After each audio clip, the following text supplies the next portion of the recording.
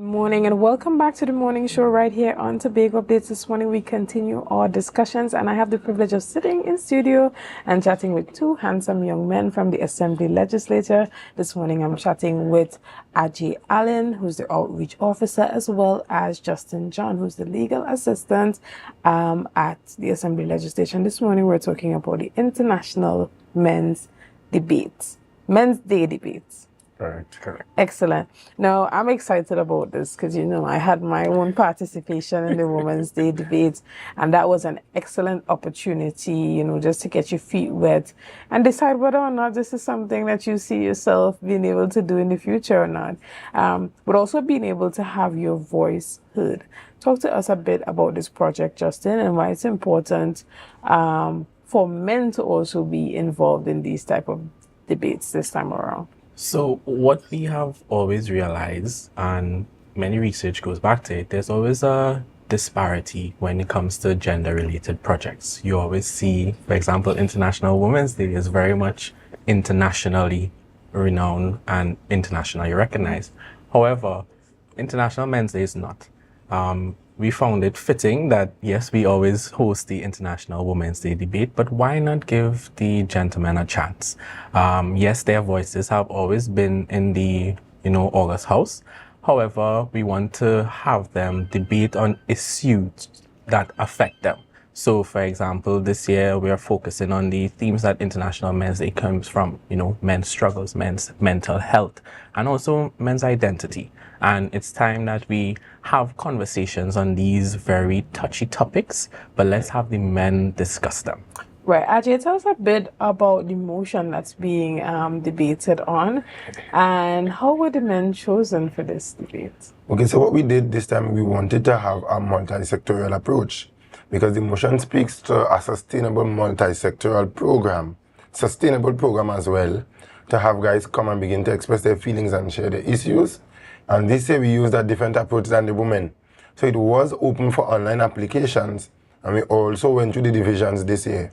So we wrote to the administrators requesting representative, and most of the divisions did send representatives as well. So we don't want some of these guys to go back out into their divisions and be advocates for what happened at the legislature, because they would be exposed to the standing orders and the processes and the rigors that goes through it. And we are adamant in teaching them the correct way things work and teach them the paperwork or the document side of it. So it's not just the clips on training memes or those sensational moments that we see in the house. I know we had a lot recently, but it goes beyond some of those moments and understanding the work of the legislature. Excellent. How many guys will be participating in this year's Men's Day debate? So we'll be just below 20, and we have a wide range of age groups. So we have guys who are pretty close to retirement participating. Wow. We have secondary school guys. I think the youngest we have is a second former from Bishop's High School who is actively participating in the debate as well. Wow. Justin, tell us about this multi-sectorial approach that is being used for this particular motion, and what are some of the goals that you hope to achieve from this? So when we had some of our training, for example, we tapped the gender unit from the Division of Health, and one of their stakeholder sessions kind of went into the issues men have, especially in our society. So they looked at education. How do you feel when you are in school? How do you feel when you are in the workplace? And some of the discussions came to the fact that we have neglected the boy, and therefore the man is now a problem. So this multi-sectoral issue really looks at the fact that it's not just the state, but it's all avenues and all areas of our society. So we want to bring our debaters together to, put forward a policy in terms of education, healthcare, and also how we can incorporate non-governmental organizations, the church, for example, because all of society's men and women. So all of these areas need to have the say of men, and also be able to properly take care of them and allow them to learn better coping mechanisms. For example, we looked at also the fact that there's a lot of men committing suicide. We have the higher rate of suicide in men, and looking at how, yes, you don't see many young men. Yes, we have had the few young men who have taken their lives, but the higher rate of suicide is actually persons who are 60 plus, men who are 60 plus. So now that's a men's identity issue. So now you have to shift also to look at how you could, help those older men find themselves in this retirement where they've lost their identity as whether it be a police officer or a fireman, and, allow them to go forward. So that's where the multi-sectoral part of it comes from. Excellent. And so, for the persons looking on and saying, okay, how can I be a part of this next time around? Because I didn't know this was happening. There's always that person or that group of people who don't get the message. How can they participate in this type of thing moving forward? Okay, so you can tune in on our social media platforms. That's Assembly Legislature, YouTube and Facebook. And what you can also do is come into the chamber as well and listen and hear the raw conversations on cut as well. But I want to add a little bit to what Justin had said before in terms of the multi-sectorial approach. One of the things we have discovered is funding for meal-based programs is challenging. And even the official from the Division of Health indicated that it's something they would have identified. And because it's not a UN-recognized event, you find where international organizations have challenges funding it. And sometimes that's meant we are our own problem in a number of areas. So you would find where we would not go to men's events. Finding safe space for men is a serious challenge. Some of our training sessions felt like counseling sessions in some cases because our issues are so common, but we simply don't speak. Or we speak in corners where there's absolutely no female presence or very little. Right. I mean, we had a conversation internal at work. And one of the guys, they were saying, staff was saying, yeah, he don't talk, he don't have nothing to say. And when we sat, that guy shared some critical points. Right. So I think even beyond today, we have content that we are going to be posting on our social media. I mean, we have content with people like Father Forrester being a part of it. Keegan the Noon sharing his perspective. We had even our clerk, Mr. Lincoln Nelson, sitting with staff and sharing his journey as a father. And him now having to learn how to love his son and to begin to hug him and let him know I love him and breaking some of those cultural trends as well. So we do have a number of content that would be released going forward as well. Excellent, and we look forward to that. So even as we close off the discussion, please remind us when this debate will be happening and how can persons either be a part by attending or viewing online. So the International Men's Day debate is held at the Assembly Legislature on Monday 10th. So that's this Monday coming at 10 a.m. So we are inviting members of the public to come into the chamber, or you could tune into our Facebook live stream or our YouTube live stream.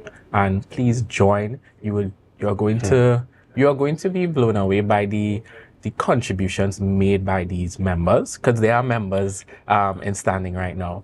And it's really discussions that I want every person in society to listen to. So tune in on Monday and hear what the fellas have to say. Excellent. And we look forward to hearing both sides of the debate, for and against. So we want to thank you guys so much for doing an excellent job at representing the Assembly Legislature here this morning. And guys, you have heard it here. The International Men's Day debate is happening on the 10th of November at 10 a.m. and it will be live broadcasted on their Facebook page and on their YouTube. So I hope that we here at Tobago Updates will also be carrying that stream so you can be a part of looking at that. Guys, we want to thank you so much and say have a great day. But guys, we're going to take a quick break right here and we'll be back right after this. See you soon. As a man, you have to get it done by any means necessary. And so you know that there is no option for failure. And so when that time comes that you may potentially fail, how do you deal with that? And so when you see someone hangs themselves or commit suicide, you have to go back to the root cause of what would have brought that person to that point. And that is why programs such as this is important. They said I couldn't make it, they laughed, called me crazy, but I kept my focus, stay committed, never lazy. Now I'm breaking through, rising up above the crowd. I'm living proof, I'ma say it out loud. What does it mean to be a man? A Tobago man is resilient, Disciplined, confident, royal, self-reliant. A Tobago man is responsible. Men have so much expectation from society, from the world at large, from family. There is so much expected of the male man.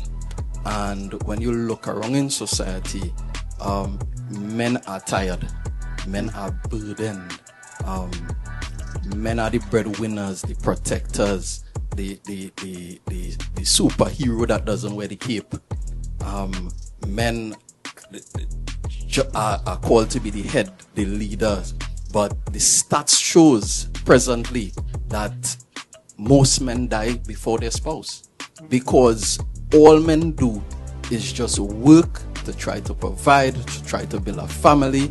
Men don't even have the opportunity to take the time to have proper discourse. I'm talking about a real male man that has took his place in society. I ain't talking about a man that just living idly by the rum shop or just wasting his life away. I'm talking about the man that decides to take his responsibility very seriously.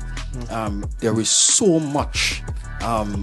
Imagine just like for me, for instance, sometimes I say to myself, when can I find the balance? And I've come up with a solution. Just find your rhythm and work your rhythm, because you would never find the balance as a good man.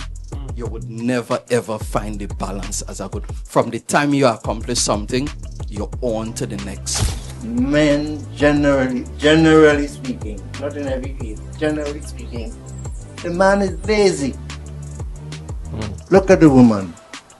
The woman gets into a job and she is spending every minute that she has in self-improvement. Where is man in all of this? Man is in the rum shop. Man is on the bridge. Man is peddling drugs. Yes, that's the reality that we all face. And unless we come to as men and decide that this is not the way to go, but we need now to pull ourselves together and be creative, be productive, do the right thing. Identity of men is what's up for question. Some years ago, in my father's time and even before, a man would have been defined by going out in the garden, providing for his family, and that's about it. But now we have to be one who have to be balancing our emotions, having emotional intelligence, really balancing one's perspective, understanding that we can't be flying off the handle, and even our position in terms of stating of opinion is one that we may have to rein in, or we could be cancelled because that's the trendy thing, But I must say that it's still a learning experience for all men. I grew up in a village where you have naturally aggressive men. I'm from Plymouth, and I mean it's known around the space. But in terms of love, you as a man, you have to know when to give, especially in terms of children, because I have a son that is 17 years of age and I love him to death. But that cannot prevent you from doing what is right and laying down the law when it's necessary. But you also have to make them comfortable enough to have the conversation with you about anything and everything. And sometimes you have to know basically when to tone down this aggression and be welcoming and be warm. You have to make them feel that you are confident that they can rely on you, that they can relate to you, and that they can call on you at all times. Now, we're going to do a toast to International Men's Day, to men talking, because real men talk, and men coming together as a community. Hip hip. Hooray. Cheers.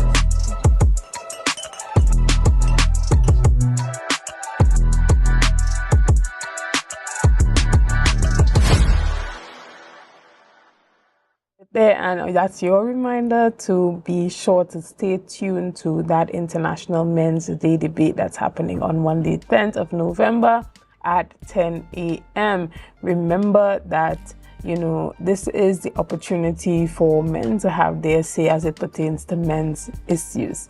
Guys, this is where we wrap the morning show here, but we do not wrap all of our programming. We go straight over to Beneath the Surface with Rhea George, and this morning she'll be having a special conversation with Assemblyman Niall George. So as you stay with us this morning, remember to help us by sharing the live, share the live, share the live.